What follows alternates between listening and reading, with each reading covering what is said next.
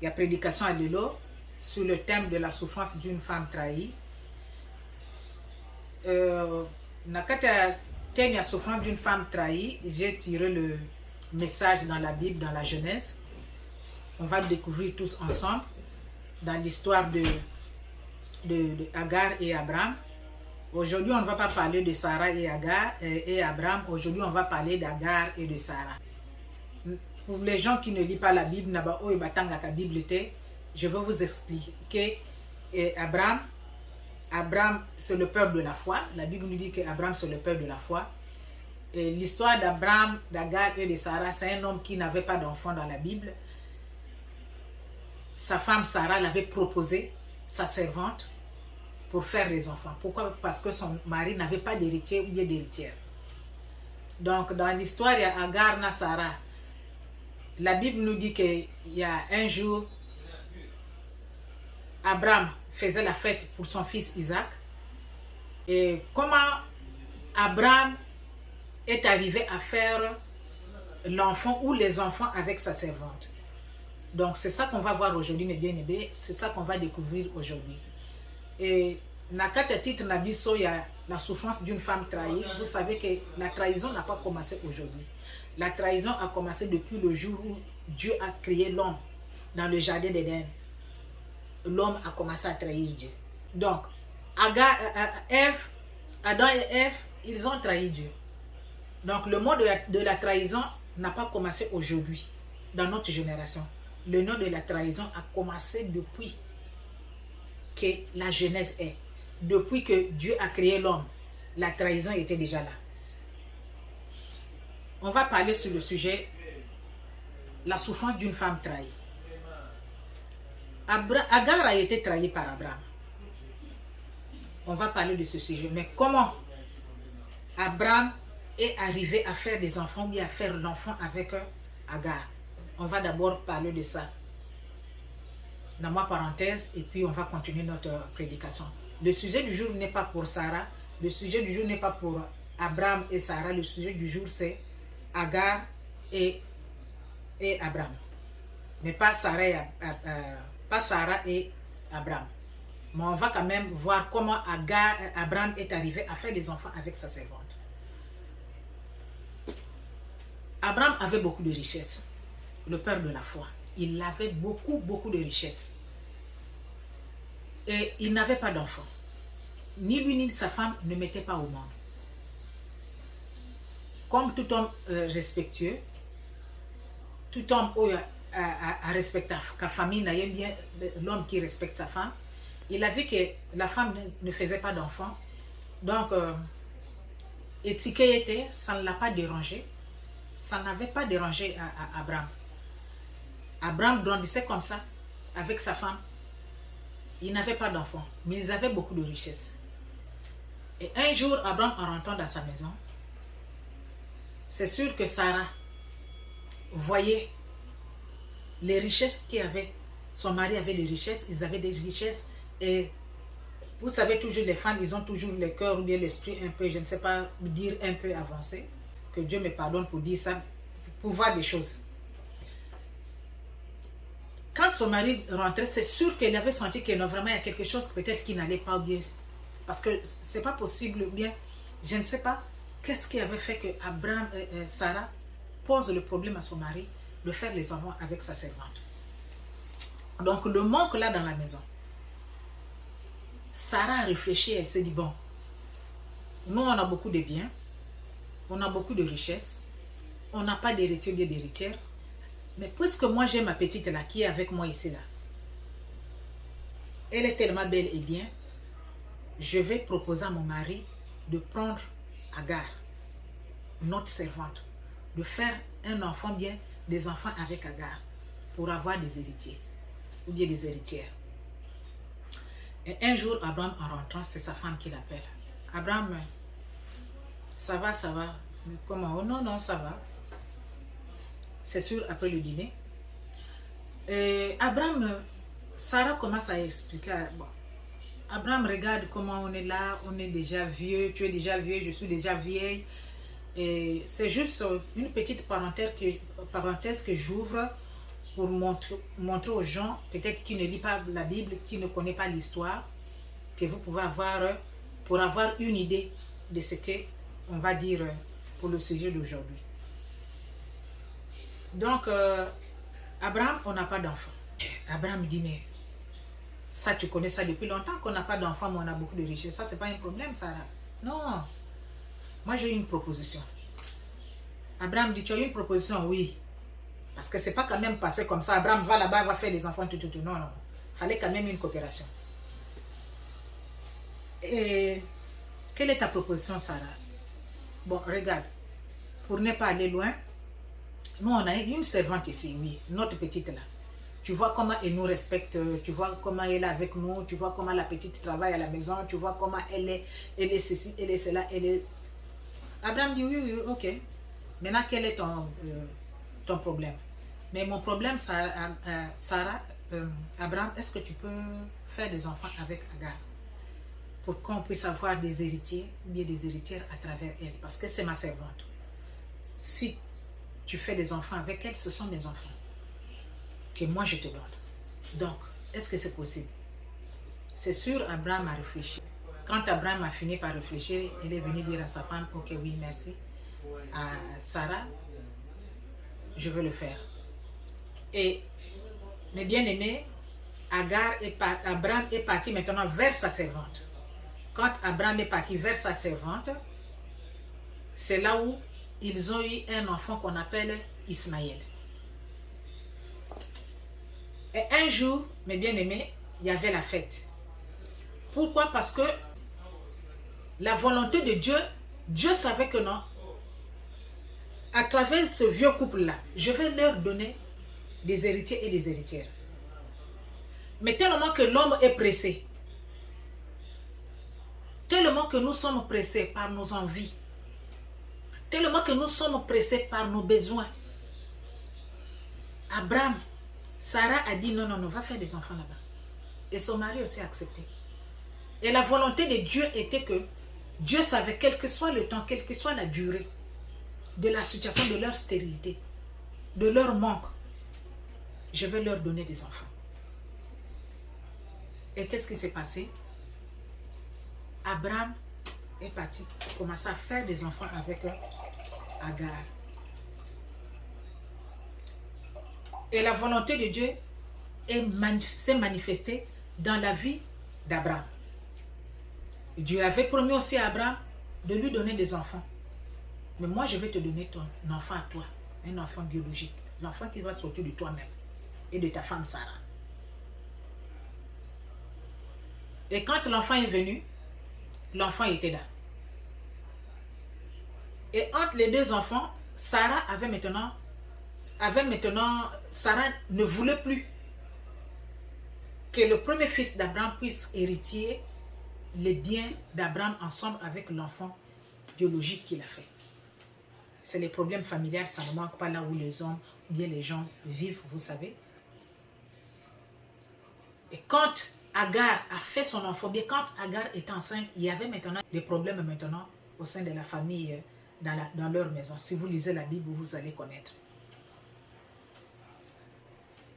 Donc, c'est juste une petite parenthèse que j'ai ouverte pour montrer aux gens l'histoire de Sarah, Abraham et Agar. Le sujet n'est pas là. Le sujet d'aujourd'hui là, c'est Agar et Abraham. Et il y avait la fête. Dans la fête, on va lire la Bible. On va voir la fête, qu'est-ce qui s'est passé le jour-là et comment Abraham a pu trahir Agar. Donc, notre sujet aujourd'hui n'est pas le sujet d'Abraham et de Sarah. Notre sujet aujourd'hui, là, c'est la souffrance d'une femme trahie. Agar a été trahie par Abraham. Agar a été trahie, mes bien-aimés. On va voir la trahison d'Abraham envers Agar. Et après cette vidéo-là, il y aura les 5 points. Après la trahison, il y a 5 points que l'homme a. On va découvrir ça à travers la prochaine vidéo. C'est pourquoi je vous invite, mes bien-aimés, de vous abonner massivement, d'aimer la vidéo et de partager la vidéo. Et de liker. N'oubliez pas de liker la vidéo, mes bien-aimés. N'oubliez pas de partager et n'oubliez pas de vous abonner. Dans la Genèse 21, Genèse 21 à partir du verset 8. L'enfant grandit. Attendez, le verset 4. Elle ajouta, oui, qui aurait dit à Abraham, Sarah allaitera des enfants. Cependant, je lui ai enfanté un fils dans sa vieillesse. Ça, c'est le verset 7, verset 21. Verset 8. L'enfant grandit, fut sévré, et Abraham fit un grand festin le jour où Isaac fut sévré.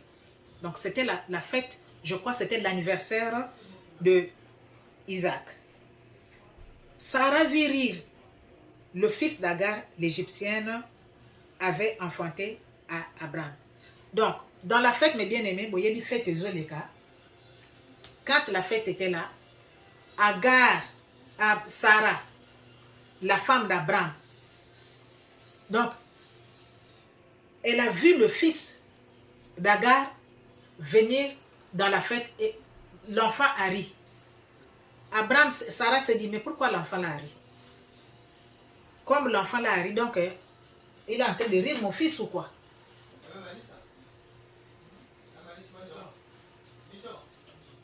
Le soir, après la fête, si vous continuez à lire la Bible, c'est la Genèse 21, l'histoire est là. Abraham, Sarah s'est dit, non, non, non. L'enfant là ne va pas hériter les biens ensemble avec mon fils. L'enfant là et sa mère, lors de quitter ma maison, doivent partir. L'histoire commence là, mes bien-aimés. L'histoire de la trahison d'Agar commence là. Et après cette trahison-là, on va voir les 5 points après la trahison. Quand tu es trahi, femme forte, quand tu es trahi, homme fort, quels sont les 5 points que tu ressens? Et Abraham était là. Le soir, après la fête, c'est Sarah encore qui vient encore vers Abraham. Abraham, oui, j'ai à te dire. Comme tout homme, un homme respectueux qui écoute sa femme, elle est venue. Il est venu. Qu'est-ce que se passe, Sarah? Tu sais, l'enfant là, oui, quand on était à la fête là-bas, c'est sûr, elle a commencé à expliquer tout ce qui s'est passé là-bas. Abraham, Sarah, oui, c'est toi qui m'as donné cette femme-là. Oui, c'est toi qui m'as dit d'aller faire les enfants avec cette femme. Ou l'enfant avec cette femme. Oui ou non? Oh oui. Tous les jours, c'est toi maintenant qui me dis que non, la femme l'a provoqué, la femme l'a fait ceci, la femme l'a fait cela. Oui, Abraham. Je ne veux plus d'elle dans ma maison. Je ne veux plus de cet enfant dans ma maison. Et cet enfant ne va pas hériter les biens que j'ai dans ma maison ou les biens qu'on a fait toi et moi. Cet enfant-là ne va pas hériter ça. C'est tout, c'est pour mon fils. Abraham était, c'est sûr, dans tous ses états fâchés. C'est sûr, Abraham est sorti pour aller, c'est sûr, dans la chambre et rester un peu seul. Parce que Sarah l'a dit que je ne veux plus voir ton enfant dans la maison. Mais comment? Imaginez que Abraham avait seulement cet enfant-là. De 0 à l'âge que l'enfant-là avait avant qu'Isaac vienne. Abraham avait d'abord seulement Isaac. Bon, aujourd'hui, là, vraiment, Sarah, on est habitué avec l'enfant, on est là avec l'enfant, tu me demandes vraiment de quitter l'enfant, que l'enfant et la femme là quittent la maison pour partir. Ils vont aller où? La servante là, on a pris, elle était enfant, elle était peut-être petite. Regarde l'âge qu'on a pris la servante, regarde l'âge qu'elle a maintenant là, regarde l'âge que l'enfant a. Tu me demandes de laisser partir l'enfant et sa mère? Oui, en tout cas, Abraham, j'ai dit ce que j'ai dit là, je ne change pas. Dans le calme d'un bon chrétien, Abraham s'est retiré. C'est sûr, Abraham est parti prier. Abraham est parti prier, mais bien aimé, Dieu n'a pas tardé, Dieu a descendu. Dieu dit à Abraham, Abraham, tu sais quoi? Ce que ta femme là est en train de dire, c'est la réalité, c'est vrai. N'en veux pas ta femme. Chasse Agar et ton enfant là. Parce que l'héritier promis par moi-même, c'est Isaac. Ismaël, là où il va partir avec sa mère, je vais leur bénir, je vais la bénir. Je vais bénir Ismaël, je vais protéger Ismaël, il sera un grand homme. Ne t'en fais pas pour ça. Moi, ton Dieu Abraham, je serai avec ton enfant. Donc, laisse partir Agar et son enfant. Mes bien-aimés, Agar ne savait pas ce qui se passait dans la maison d'Abraham et de sa femme Sarah. Agar ne savait pas déjà le complot qui se passait déjà là, que même Dieu lui-même, il était déjà derrière la situation.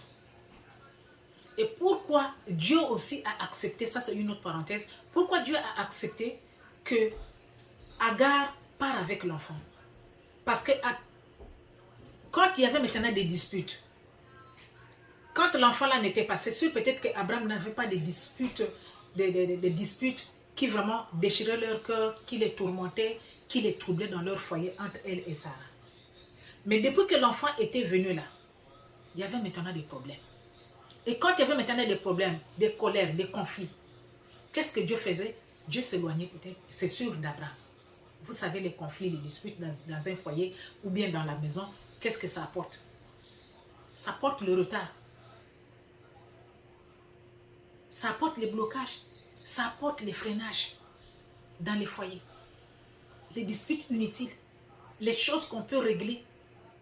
Que l'un d'entre nous ne peut pas comprendre que oui, ça là, on peut régler ça comme ça. Dieu a vu ça. Que l'enfant là au milieu d'Abraham, il y a trop de problèmes et je vais perdre Abraham et je vais perdre Sarah. Donc ma mission à moi, Dieu, il faut que je réalise mes promesses dans la vie de Sarah et dans la vie d'Abraham. Il faut que le nom d'Abraham soit grand. Il faut qu'à travers Abraham, qu'il y ait des descendants, qu'il y ait une grande nation qui vont sortir à travers Abraham et Sarah. Et je ne vais pas les perdre. Dieu est descendu pour dire à Abraham, Abraham, oui Seigneur, tu as entendu ce que Sarah a dit? Oui, j'ai entendu, mais Seigneur, même toi-même. Mais oui, ce que Sarah t'a dit là, c'est ça même la meilleure chose. Ce que Sarah t'a dit à Abraham, laisse partir et sa mère, je vais leur bénir là où ils vont partir. C'est là où le problème commence, entre Abraham et Agar. Abraham ne pouvait plus protéger Agar. Si, depuis le temps, vous allez voir, depuis quand, comment on l'appelle, Agar était enceinte, il y avait déjà des problèmes dans leur maison. Parce que Agar manquait maintenant le respect envers Sarah. Il y avait déjà des problèmes sur problème, réglé sur réglé. Agar va fuir, Agar va revenir, Sarah va la prendre, elle va faire ceci, elle va faire cela. Il y avait déjà beaucoup de problèmes.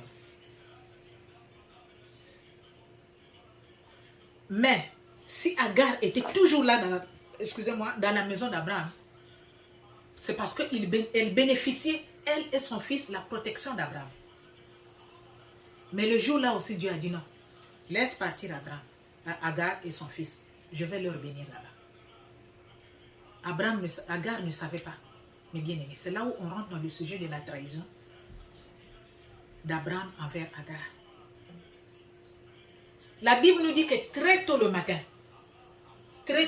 mes bien aimés, Abraham est venu vers Agar. Agar,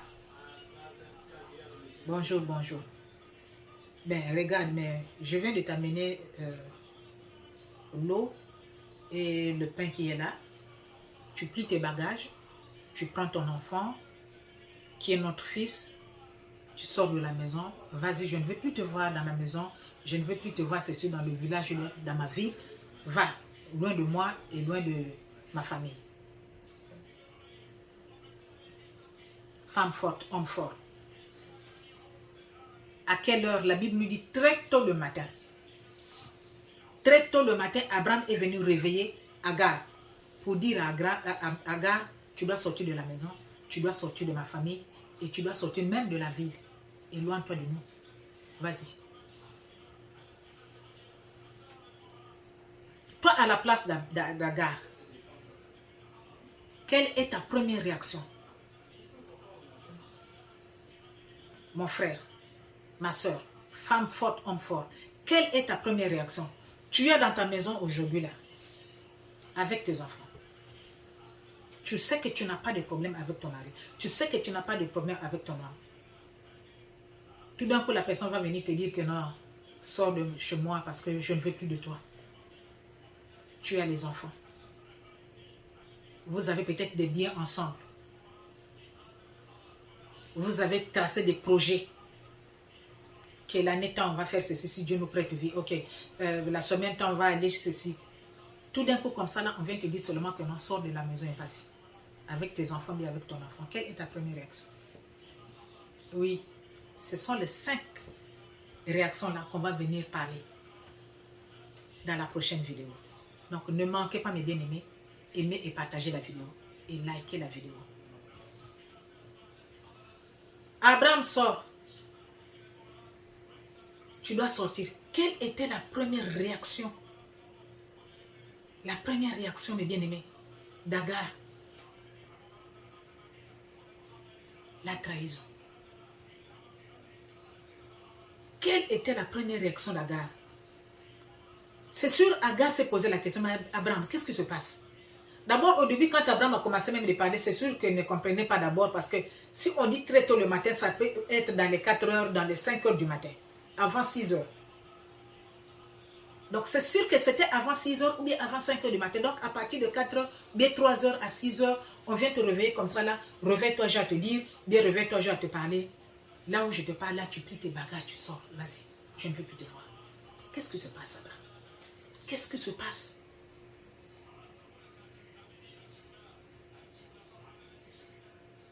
Quelle est ta première réaction? Quelle est la première réaction, ma belle?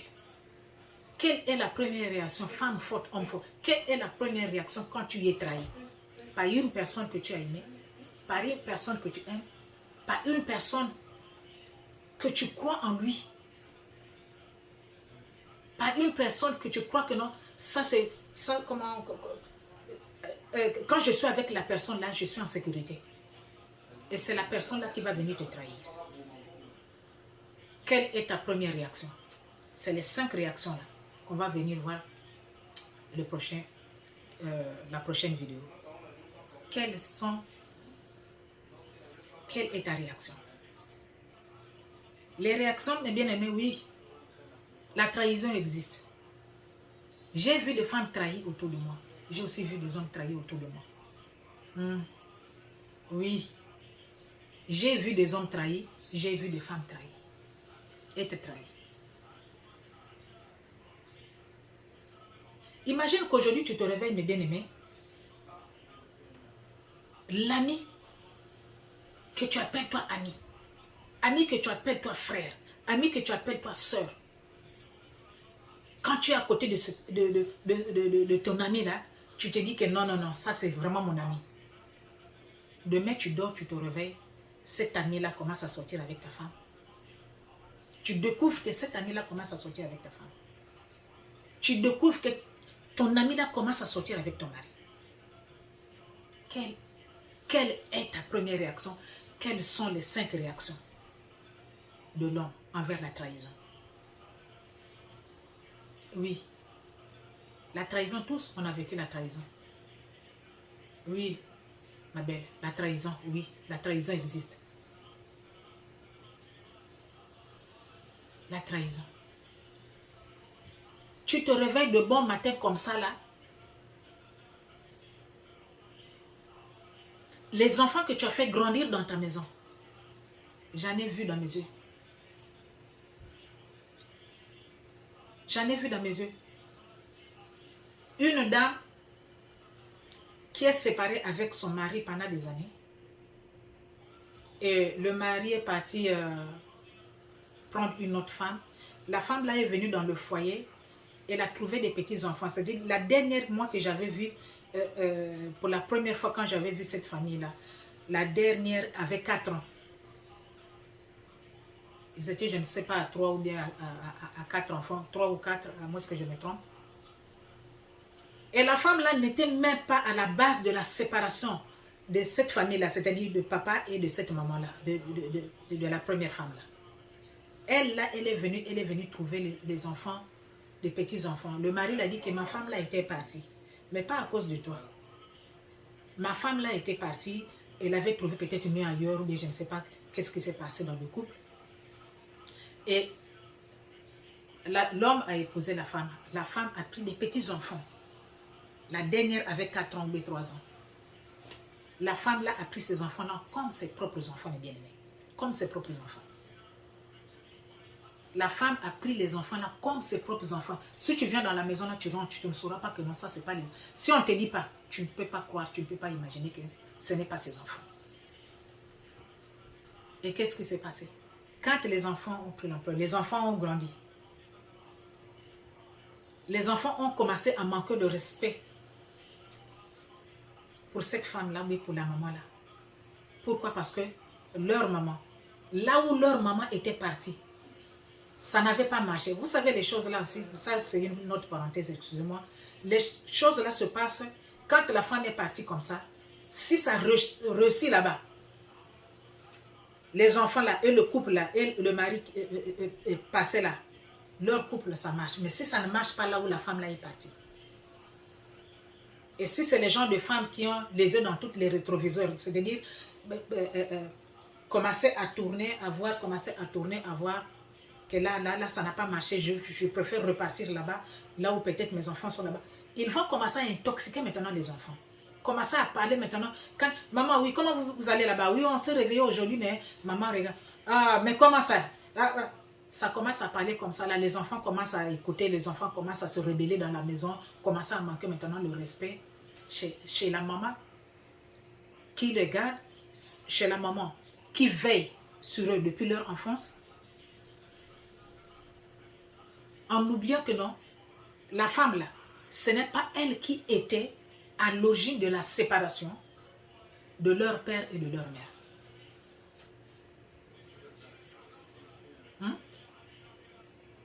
Ils ont commencé à manquer de respect à cette femme-là. Ils ont commencé à insulter cette femme-là.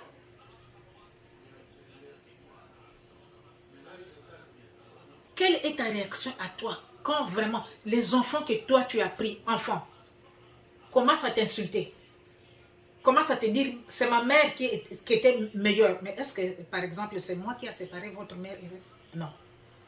Mais les enfants commencent à insulter cette femme-là. J'ai vu cette femme bien aimée dans la neige. Sur la neige, la femme était là. Parfois, c'est les enfants qui appellent maman. On est là, on a fini les activités à l'école. Est-ce que tu peux venir nous prendre? Mais bien sûr. Qui va venir vous prendre? Dans la neige, sous le soleil. Qu'il pleuve, qu'il neige ou pas. La maman là était là dans la voiture. Allait laisser les enfants pour aller faire les activités à l'école. Quand l'école a fini, maman, je ne vais pas prendre le bus, viens nous prendre. Maman, pas. Quand les enfants ont commencé à grandir un peu, ils ont commencé à insulter cette femme. Toi, à la place de cette femme-là, ma belle, quelle est ta première réaction? Quelles sont les réactions? Ce sont les réactions-là qu'on va venir voir. J'en ai vu les trahisons des bien-aimés. Oui, j'en ai vu.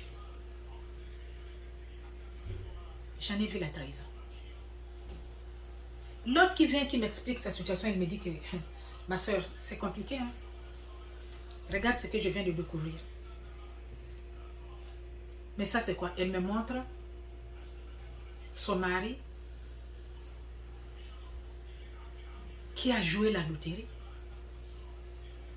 à l'une de son passé, qui a ses petits-enfants, qui a besoin de l'amour de leur père. Il joue la loterie à cette femme-là, qui est dans la maison d'un autre homme, avec ses petits-enfants, qui ont besoin de l'amour de leur père. Elle joue la loterie à cette femme-là de la joindre en Europe. Le gars ne s'arrête même pas là. Dans le même mois qu'il joue la loterie pour cette femme-là, il y a encore une autre femme qui est en Europe.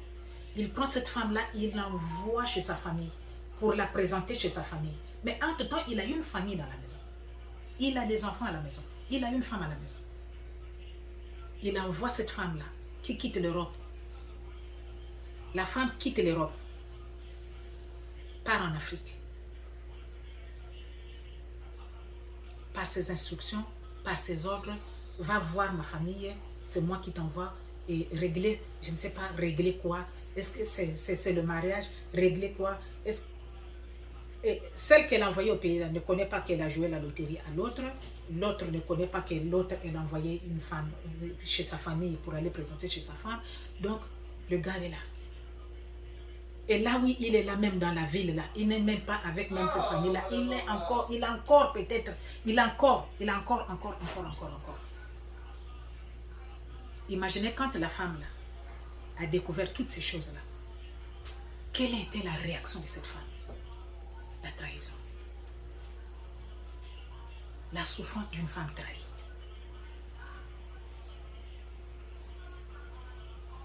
Femme forte.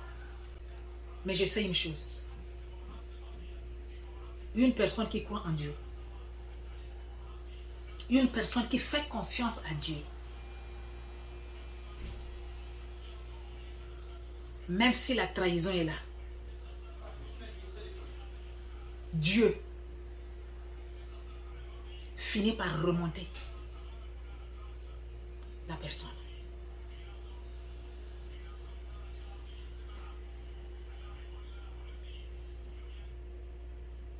Je crois que je vais descendre ici, mes bien-aimés. Je crois que je vais finir la vidéo aujourd'hui ici. Et on va continuer sur les 5 points dans les prochaines vidéos. Je vous invite à vous abonner massivement, d'aimer la vidéo, de liker et de partager la vidéo. Et j'attends aussi vos commentaires, s'il vous plaît. Ce sont vos commentaires qui vont faire que la chaîne puisse s'améliorer dans les prédications, dans les motivations qui vont venir dans les jours suivants, dans les conseils. Je vous aime beaucoup. Soyez bénis, mes bien-aimés. Pour les gens qui vont aimer, pour les gens qui vont liker, pour les gens qui vont s'abonner. Merci, que Dieu vous bénisse encore une fois de plus.